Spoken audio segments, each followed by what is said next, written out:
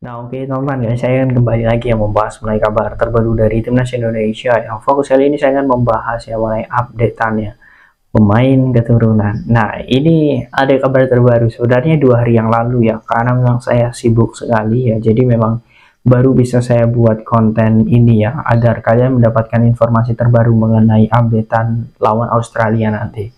Secara mengejutkan ya, Jordi Wehman ya, ketika diwawancari oleh Voetbal Primer ya, media asal Belanda ya, media yang sangat terkenal di sana, dia mengatakan bahwa dia akan debut nanti di bulan Maret saat lawan Australia. Jelas ini akan menjadi kejutan jika memang ya itu benar ya. Artinya ya Sintayong sudah memikirkan jauh-jauh hari, dan juga PSSI sudah memikirkan jauh-jauh hari bahwa betul ya, Tom Haye harus memiliki tandem yang sangat luar biasa.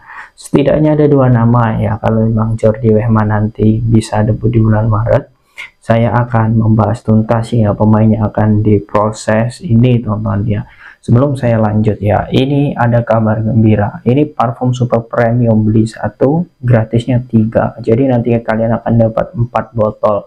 Khusus untuk hari ini saja, kalian juga bisa COD teman-teman ya. Kalian bisa cek di pojok kiri bawah ya. Ini ketahanan wanginya 10 hingga 20 jam. Jarak 3 meter pun masih tercium ya. Ini benar-benar bagus banget. Jadi yang mau langsung kalian cek di pojok kiri bawah ya untuk ambil promonya. Buruan karena stoknya terbatas. Oke, kita langsung lanjut mengenai sosok Jordi Wehman ya. Nah, kalau dilihat memang betul di Madura United ya, walaupun sebenarnya kalau dilihat klubnya saat ini pun lagi terseok-seok ya di papan bawah Liga 1. Tapi sebenarnya bagaimana langkah ya Jordi Wehman ke Kroasia ya, Liga Kroasia, kemudian pindah ke Liga Indonesia. Sebenarnya ini untuk menyelamatkan karirnya. Kalau saya lihat sebelumnya memang dari Swiss ke Kroasia, kemudian dari Swiss kemudian pindah ke Belanda, kemudian ke Kroasia, itu bukan proses yang mudah. Karena Jordi Wehman di situ melewati fase cedera panjang ya. Sehingga performanya benar-benar sangat menurun sekali. Dan ketika di Kroasia pun ya, dia memang memiliki banyak sekali hambatan di sana. Salah satunya adalah bagaimana dia kesulitan adaptasi ya, karena setelah cedera ya di Adu Den Haag ya, dia tidak mendapatkan banyak menit bermain ya di Kroasia ya, dan juga adaptasinya sangat kurang sekali, sehingga dia memutuskan untuk hijrah ke Indonesia. Dan di Indonesia kalian bisa lihat tidak pernah namanya Madura United tidak memainkan Jordi Wehman ya, bahkan sangat menonjol sekali di Madura United. Mungkin banyak yang berpikiran seperti ini, Bang, Madura United klub Liga 1 berarti dia bisa berkembang itu karena pesaing-pesaingnya atau lawan-lawannya itu sekelas Liga 1. Nah, kalau saya melihatnya seperti ini, kita tidak bisa ya teman-teman ya melihat dari klubnya, karena tim itu adalah kerjasama ya, bukan hanya satu orang yang ingin membangun tim itu, tapi kerjasama tim itu bisa membuat peringkat lebih naik ya, lebih bagus. Jadi kalau dilihat Madura ini ya, juga tidak bisa kita menyalahkan Jordi Wehman saja ya. Mungkin Jordi Wehman saja yang bagus dalam hal ini ya, di lini tengah, kemudian segi gaya permainan yang sangat menonjol di setiap pertandingan, tapi pemain lain kan tidak diikuti. Jadi dari sini pun kita bisa mengambil kesimpulan bahwa Jordi Wehman ya, pindah ke BRI Liga 1 ya, ke Madura United itu untuk menyelamatkan karirnya dari keterpurukan.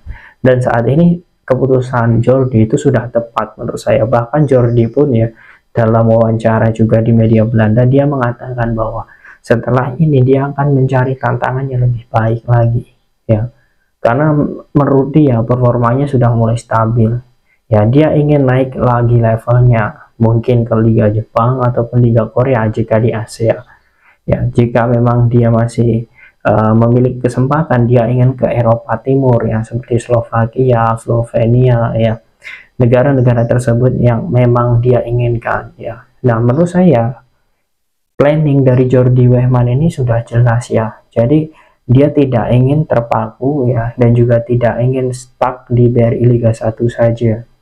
Nah, ini artinya masa depan dirinya untuk timnas Indonesia sebenarnya masih ada dan juga masih terbuka lebar ya. untuk bisa bergabung ke timnas Indonesia di saat usianya juga masih relatif muda, saat ini menginjak 24 tahun ya. Artinya ya masa depan dirinya untuk hijrah lagi ya, karena saat ini dia merasa levelnya lebih baik ya. Menurut saya ini menjadi keputusan yang tepat ya untuk hijrah ke Liga Indonesia, dan dia membuktikan ya bahwa dia layak untuk menjadi pemain timnas. Karena kalau dilihat betul ya, kita harus akui, bahkan jujur-jujuran saja lah, siapa yang bisa menjadi tandem yang sangat bagus bagi Tom Haye ya, kecuali Ivar Jenner saat ini ya. Hanya Ivar yang sangat menonjol ya, dan juga sangat bisa diandalkan oleh Sintayong di lini tengah ya, dan juga Tom Haye. Nathan dan juga Kambuaya masih belum ya, banyak sekali mungkin yang mempertanyakan kenapa Nathan sangat berbeda jauh ya tampil ketika di Piala Asia U23 kemudian di senior. Karena jelas ya, jam bermain Nathan pun di Swansea pun sangat sedikit sekali.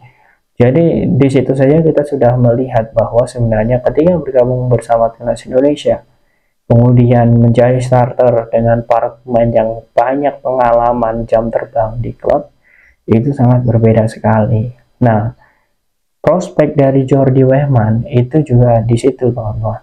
Jadi dia mendapatkan jam terbang ya, ini bisa saja menjadi peluang bagi dirinya. Jadi kalau misal dia mengatakan akan debut bersama timnas Indonesia bulan Maret lawan Australia, ya menurut saya itu bisa saja terjadi dan kita tidak perlu kaget lagi ya. Artinya seperti yang saya bahas di awal, nanti akan ada dua pemain jika benar-benar terjadi, yakni Ole Romeni dan juga sosok Jordi Wehman. Nah ini yang sangat penting sebenarnya untuk diperhatikan oleh PSSI.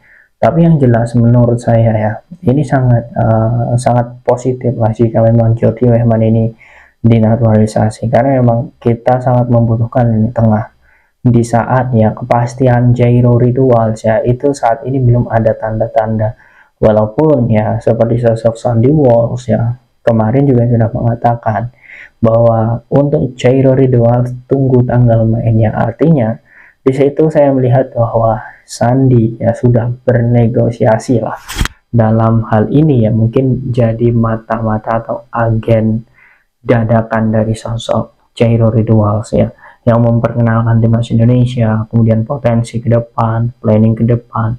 Menurut saya ini menjadi hal yang sangat bagus bagi sosok Jairo, kemudian juga beberapa pemain lain ya. Artinya koneksi kita itu nggak putus kok. Jadi kita tinggal menunggu momen dan juga tinggal menunggu waktunya. Kalau memang Jordi Wehman diproses, menurut saya ini juga prosesnya akan lebih mudah. Kemudian jika memang ini contohnya Jairo diproses, prosesnya juga akan dipercepat. Jadi kita hanya tinggal menunggu momen saja. Yang jelas saya sangat optimis jika Sintayong memang ingin ya menaturalisasi sosok Jordi Wehman, ini akan jadi kekuatan baru yang bisa diandalkan oleh timnas Indonesia. Nah, bagaimana menurut kalian teman-teman dengan sosok Jordi Wehman ya? Apakah kalian yakin dirinya nanti akan bisa menjadi bagian timnas Indonesia? Nah, bagaimana menurut kalian teman-teman dengan sosok Jordi Wehman? Apakah kalian setuju jika dirinya menjadi bagian timnas Indonesia? Silahkan kalian tulis di kolom komentar.